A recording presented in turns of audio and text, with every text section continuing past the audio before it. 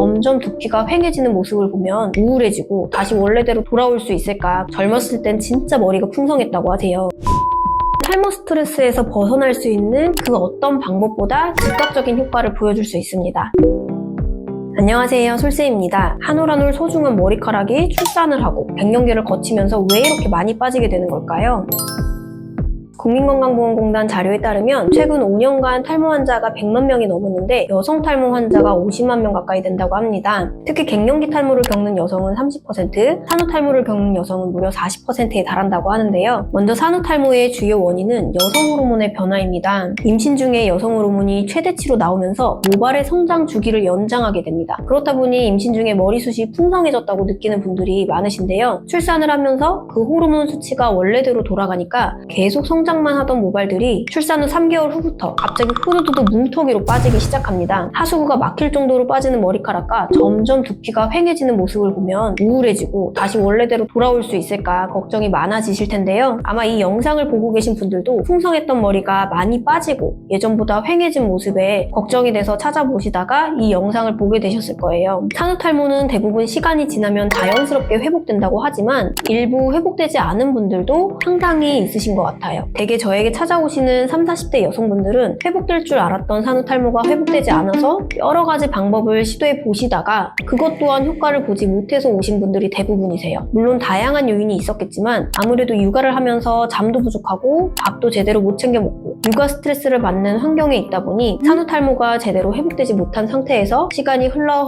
여성형 탈모로까지 이어지지 않았나 싶었습니다. 갱년기 탈모로 오시는 분들도 젊었을 땐 진짜 머리가 풍성했다고 하세요. 그런데 애들 다 키우고 나서 어느새 보니 머리가 다 빠지고 없다고 속상해 하시는데요. 갱년기 탈모는 전형적 여성형 탈모로 가르마나 정수리 주변의 모발이 가늘어지는 게 특징입니다. 이는 여성 호르몬이 감소하고 남성 호르몬이 증가하면서 생기게 되는데 보통 50대에서 70대 어머님들을 보면 전체적으로 정수리가 휑한 경우를 흔하게 자주 보실 수 있었을 거예요. 이렇게 여성들에게 출산 후 또 갱년기 후 탈모는 왜 오는 걸까요? 세 가지 공통점이 있습니다. 첫 번째 호르몬 변화, 두 번째 스트레스, 그리고 세 번째 유전적 요인인데요. 여성의 몸에 큰 변화인 임신과 출산, 폐경기 등으로 여성 호르몬인 에스트로겐이 감소하면서 탈모가 생기고 갑작스러운 탈모 때문에 두피가 훤하게 보이니까 자신감도 떨어지고 스트레스도 받고 그 스트레스로 인해 또다시 탈모가 더 심해지는 악순환을 반복하게 되는 거죠. 여기에 플러스 유전적으로 가족 중에 탈모가 있거나 모발이 가늘고 얇다면 이런 변화로 인한 탈모가 올 때 가족력이 없는 사람보다 가족력 있는 분들이 더욱더 두드러진 탈모를 겪게 되는데요. 실제로 한 연구에서도 여성의 탈모가 가족력과 밀접한 관련이 있다는 결과가 나왔습니다. 가족 중에 탈모가 있는 경우 해당 여성의 탈모 발생 확률이 2배 이상 증가한다고 합니다. 탈모가 고민이신 분들이 가장 많이 하는 게 기본적으로 탈모 샴푸, 탈모 토닉, 앰플 등 탈모에 좋다는 제품을 사용하는 건데요. 딱히 뚜렷한 효과는 잘 모르겠지만 심리적으로 안정이 된다고 하세요. 그런데 이런 심리적 안정을 위해 제품을 사용하는 것 말고 실제적으로 탈모 치료를 위한 방법으로는 어떤 게 있을까요? 저희 샵에 찾아오시는 고객님들 같은 경우에는 첫 번째로 바르는 탈모약을 많이 사용하고 계시고 두 번째로 탈모 영양제를 복용하고 계세요. 그리고 세 번째로 피부과에서 모발 성장을 돕는 모낭 주사를 맞는 분들도 계셨습니다. 여성의 경우 남성과는 달리 먹는 탈모약보다는 미녹시딜 같은 바르는 탈모약을 사용하게 되는데 미녹시딜의 경우 4개월 이상 꾸준히 사용하면 모발량과 두께가 두꺼워지게 됩니다. 다만 사용한 지 4주에서 6주 정도쯤에 쉐딩 현상이라고 오히려 모발이 빠지는 현상이 생기는데 이것은 휴지기에 오래된 모발이 빠지고 새로운 머리가 자라기 위한 현상으로 크게 걱정하지 않으셔도 된다고 합니다. 그리고 여러분 모발 영양제도 많이 드시죠?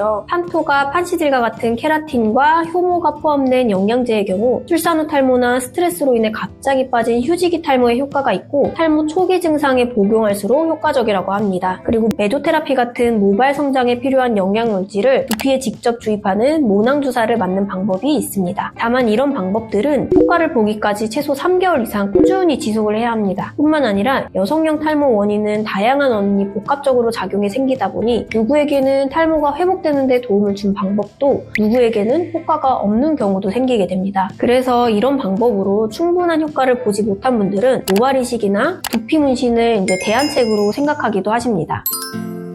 두피 문신은 탈모 스트레스에서 벗어날 수 있는 가장 효과 빠른 방법이지 않을까요? 탈모약이나 영양제, 그리고 주사나 MTS의 경우 지속적으로 몇 개월 이상 꾸준히 받아야 하고 그 효과도 개인차가 있습니다. 그렇다 보니 이런 여러 가지 방법을 다 써봤는데도 생각보다 변화가 없어서 탈모 스트레스에서 벗어나지 못하는 분들도 있으세요. 그런 분들에게는 두피 문신이 그 어떤 방법보다 즉각적인 효과를 보여줄 수 있습니다. 실제로 두피 문신을 받으러 오신 분들을 보면 탈모에 좋다는 방법들을 정말 다양하게 시도해보신 분들이 많아요. 그래서 이것저것 다 해봐도 뭔가 뚜렷한 변화가 없다 보니 포기하고 그냥 생긴 대로 살아야 되나 하시다가 또 이런 게 있다는 걸 알게 됐다고 하시면서 효과가 있을지 반신반의하시는데 시술이 완성된 후에는 하나같이 이렇게 편한 걸 진작 할 걸 그랬어요. 사진 찍을 때 신경도 안 쓰이고 너무 편하고 좋다고 하셔서 두피 문신이 도움이 될 수 있는 분들께는 적극 추천하는 시술입니다.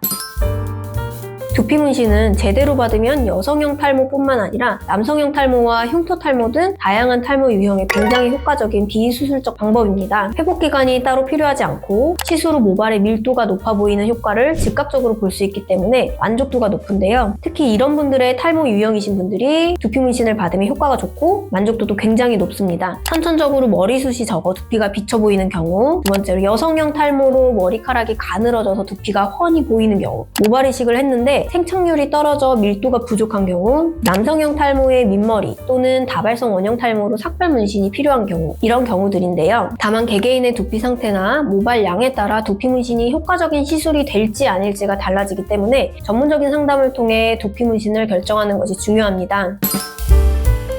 오늘은 여성형 탈모가 왜 오는지 알아보고 다양한 치료법을 시도해도 효과가 없으셨던 분들 중 어떤 분들이 두피 문신을 받으면 좋을지 알아봤는데요. 탈모 스트레스를 받으면서 포기하고 살기엔 인생이 너무 길잖아요. 정말 두피 문신으로도 충분히 좋아지실 수 있는 케이스들이 있기 때문에 내가 두피 문신을 받으면 좋은 케이스인지 전문가와 상담해 보시고 탈모 고민에서 해방되시길 바라겠습니다. 감사합니다.